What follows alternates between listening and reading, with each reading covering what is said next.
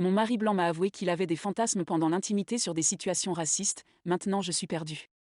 Je suis noire et mon mari est blanc, hier il m'a avoué qu'il avait récemment commencé à aimer ce qu'on appelle le jeu racial, ce qui signifie qu'il a des fantasmes pendant l'intimité sur des situations racistes. Pour être honnête, je ne sais pas grand-chose à ce sujet, mais il m'a donné un exemple, il fantasme sur le fait d'être le propriétaire d'une plantation et moi, une esclave qu'il garde comme maîtresse. Je ne peux plus le regarder car je ne ressens que du dégoût. Il sait que j'ai eu des relations où j'ai été considérée comme un objet dans le passé, et je sais que les gens ne peuvent pas contrôler leur intérêt sexuel, mais je ne peux pas séparer cette image de mon mari attiré par des situations racistes de l'homme dont je suis tombée amoureuse et que j'ai épousé. Il m'a demandé si j'étais prête à lui donner une chance, mais je lui ai dit que je ne voulais pas et maintenant il dort dans la chambre d'amis à cause de notre dispute parce que je ne le soutenais pas. Je pense que ça pourrait mettre fin à mon mariage, mais je l'aime et je veux trouver un moyen d'y remédier. Partie 2. J'ai parlé à mon mari pendant le déjeuner, et je lui ai demandé d'où lui venait cette idée et comment il avait commencé à l'aimer. Il l'a découvert sur un site pornographique et a commencé à regarder d'autres vidéos mettant en scène ce genre de fantasme. Il m'a dit que ça faisait environ 2 mois qu'il l'avait découvert. Puis il m'a redemandé si je voulais bien lui donner une chance. Lorsque je lui ai dit que ça me mettait mal à l'aise, il s'est à nouveau énervé et m'a demandé pourquoi je ne le soutenais pas. Il m'a même proposé d'essayer une fois, et si je n'aimais pas, de ne pas recommencer. Mais quand j'ai dit non, il s'est senti frustré et nous avons commencé à nous disputer. Il m'a rappelé tout ce qu'il avait fait pour moi et combien il m'avait toujours soutenue, puis il m'a traité de manipulatrice. Il est parti avec la voiture pour aller passer du temps avec ses amis. Je pleure depuis un quart d'heure et je ne sais pas quoi faire d'autre. Partie 3.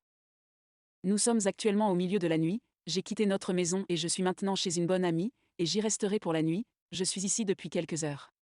Je n'ai pas vu mon mari avant que mon ami vienne me chercher, mais je lui ai laissé un message vocal pour lui dire que j'avais besoin d'espace pour me changer les idées. J'ai également dit dans le message vocal que je me sentais poussée par lui à faire quelque chose que je ne voulais pas. Depuis, il a écouté le message vocal et m'a appelé et envoyé des messages pour me supplier de rentrer à la maison. Il veut venir me chercher chez elle le matin, mais j'ai refusé. Il m'a accusé de l'avoir abandonné juste avant Thanksgiving et son meilleur ami m'a également envoyé un message pour me dire que j'étais une mauvaise épouse pour avoir traité mon mari de la sorte alors qu'il paie pour tout et soutient mon style de vie. Pour être honnête, ça m'a fait pleurer plus que ce que mon mari a dit. Partie 4. Alors que je préparais le dîner avec mon ami, mon mari m'a appelé. Sa famille est arrivée et ses parents ne sont pas satisfaits de l'explication qu'il a donnée sur mon absence. Il ne leur a pas dit la vérité et je ne sais pas ce qu'il a dit, mais apparemment l'excuse qu'il a donnée n'était pas bonne parce qu'ils lui en veulent. Sa mère a pris en charge la préparation de tous les repas, au lieu de la dinde, elle va réchauffer des restes de poulet pour qu'il puisse les manger. Apparemment, elle l'a grondé pour s'être disputée avec moi pendant une fête qui est censée être l'occasion de passer du temps avec la famille et de réfléchir aux raisons pour lesquelles on l'aime. On aurait dit qu'il était sur le point de pleurer pendant qu'il parlait. Il m'a demandé si j'étais heureuse que ses relations avec sa mère et son père aient été gâchées parce que je voulais être méchante et le blesser, au lieu de mettre mes sentiments de côté et de passer du temps avec lui et sa famille. Il a dit que son ami avait raison de dire que j'étais une mauvaise épouse parce que je m'étais abaissée au point de l'embarrasser devant sa famille en les laissant tomber le jour de la fête. Il m'a ensuite dit qu'il viendrait me chercher à 19h30 et a raccroché. Pour être honnête, je me sens mal de l'avoir fait pleurer. Je sais que je devrais être heureuse que ses parents le soutiennent même s'il ne leur a pas dit la vraie raison, mais mon mari pleure rarement. Je me sens mal de l'avoir blessé de la sorte. Je pense que j'ai fait une erreur en ne rentrant pas à la maison, mais je ne sais pas quoi faire. Partie 5. Après mon dernier poste, je suis rentrée chez moi avec mon mari. Il s'est enfermé dans la salle de bain, mais il a fini par en sortir. Nous avons eu une conversation et je me suis excusée de l'avoir contrarié. Il s'est également excusé de m'avoir fait pleurer. Ce vendredi-là, il a demandé à son ami de s'excuser auprès de moi et il s'est également excusé auprès de moi pour tout le reste et m'a dit qu'il voulait arranger les choses. Il m'a acheté un collier et un bracelet pendant ses achats du Black Friday pour me montrer à quel point il m'aime. Cette nuit-là, nous avons dormi ensemble pour la première fois depuis que tout ça a commencé. Tout s'est bien passé, il n'y a rien eu d'étrange, mais je me suis sentie bizarre, et j'ai décidé de l'ignorer. Je lui ai parlé plusieurs fois de commencer une thérapie pendant le week-end, mais il était très contrarié et sur la défensive à chaque fois que j'essayais d'aborder le sujet. Il m'a emmené en vacances dans une station balnéaire de notre état cette semaine parce qu'il pensait que le fait de passer du temps loin de tout nous aiderait à nous rapprocher après ce désagrément.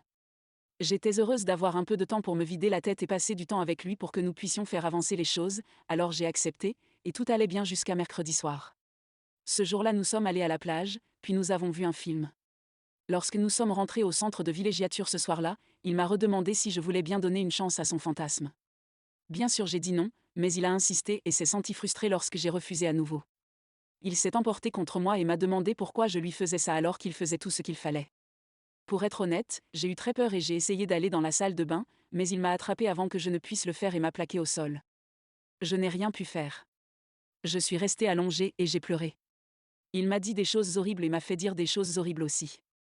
Je me sens dégoûtante et j'ai du mal à me regarder ou à penser à moi. J'ai vomi la plupart des aliments que j'ai mangés depuis et je fais des cauchemars. Nous sommes rentrés à la maison aujourd'hui et je suis restée dans notre chambre tout le temps. Il a fait comme si de rien n'était et pense que j'ai juste attrapé un virus. Je regrette de ne pas vous avoir écouté, vous aviez tous raison et maintenant je ne sais plus quoi faire. Je me sens épuisée par tout ce qui se passe en ce moment, mais j'ai pensé vous informer que je suis actuellement hébergée chez une amie. Pour être honnête, je suis déprimée depuis quelques jours et mes cauchemars n'ont fait qu'augmenter. Je n'ai pas vu mon mari en personne depuis que je suis partie mais il n'arrête pas de m'appeler et de m'envoyer des textos me suppliant de rentrer à la maison. Je ne sais pas encore ce que je vais faire, mais je suis reconnaissante pour tous les mots gentils et le soutien que vous m'avez apporté.